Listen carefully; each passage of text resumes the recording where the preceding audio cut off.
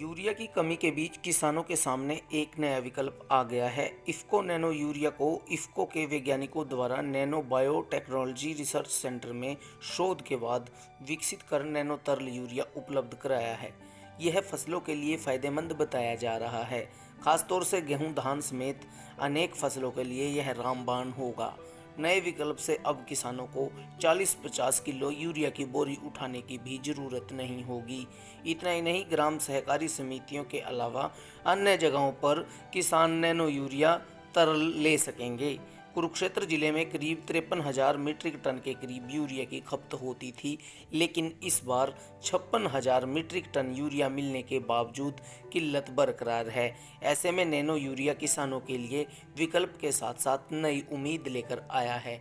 IFFCO DGM ओंकार सिंह ने कुरुक्षेत्र के एक निजी होटल में पत्रकार वार्ता के दौरान बताया कि करीब 11,000 किसानों की जमीन पर और करीब 94 फसलों पर नैनो यूरिया का सफल ट्रायल लिया जा चुका है।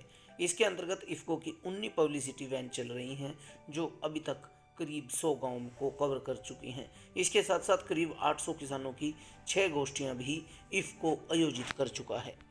उन्होंने बताया कि नैनो यूरिया तरल नाइट्रोजन का एक अनूठा स्रोत है। अधिकांश भारतीय मिट्टी में उपलब्ध नाइट्रोजन की कमी पाई जाती है और इसकी कमी को पूरा करने के लिए नैनो यूरिया करीब 90% दक्षता प्रदान करता है। उन्होंने कहा कि इफ्को नैनो यूरिया लिक्विड किसानों की आय में, फसल उत्पादकता में 8 से 10% की वृद्धि और इनपुट लागत में कमी के परिणाम स्वरूप भंडारण और अन्य लागत में बचत करता है। यह सभी फसलों के लिए उपयोगी है। उन्होंने बताया कि यह किसानों द्वारा इफ्को किसान सेवा केंद्रों, इफ्को ई बाजार के बिक्री केंद्रों एवं सहकारी समितियों से 240 रुपये प्रति बोतल में प्राप्त किया जा सकता है, जो पारंपरिक यूरिया के अधिकतम बिक्री मूल्य से 10% कम है।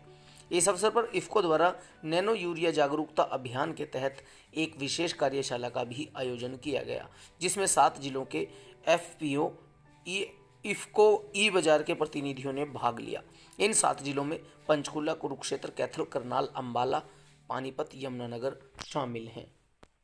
आज के इस कार्यक्रम के माध्यम से ये जितने भी हमारे 7 जिलों के जो फ्रेंचाइज हैं, एफपीओज हैं, उनके प्रबंधक हैं, वो आज इस कार्यक्रम में भागीदार रहे और उनको यही समझाया गया कि भाई जो नैनो तरल यूरिया है, नई टेक्नोलॉजी का यूरिया है, इस यूरिया को कैसे इस्तेमाल करना है, फसल के लिए कैसे लाभदायक रह सकता है, जमीन के स्वास्थ्य सुधार में क्या योगदान है और पर्यावरण को प्रदूषित होने से बचाने में ये कितनी भूमिका अदा कर सकता है। इसके कार्यक्रम के माध्यम से आज सभी भागीदारों को ये समझाया गया और बताया गया। कितनी डिमांड आ रही है इसकी? अभी तक क्या रुझान है? अभी तक हमारे हरियाणा के अंदर हमने 10 लाख बोतल से ऊपर की अभी तक किसानों तक ये हमने पहुंचवा दी और एक बोतल जो नैनो यूरिया की है, एक थैले के बराबर काम करती है।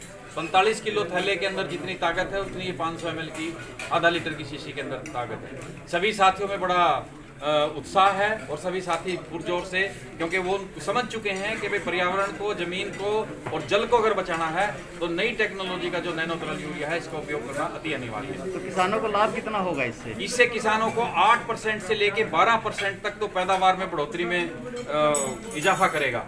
उसके साथ साथ जो जमीन का जैविक कार्बन है, वो लगातार जैविक कार्बन जमीन से घटता जा रहा है, उसको बढ़ाने में मददगार होगा और उसकी उत्पादन जो लागत है, उस लागत को भी खर्च करने में ये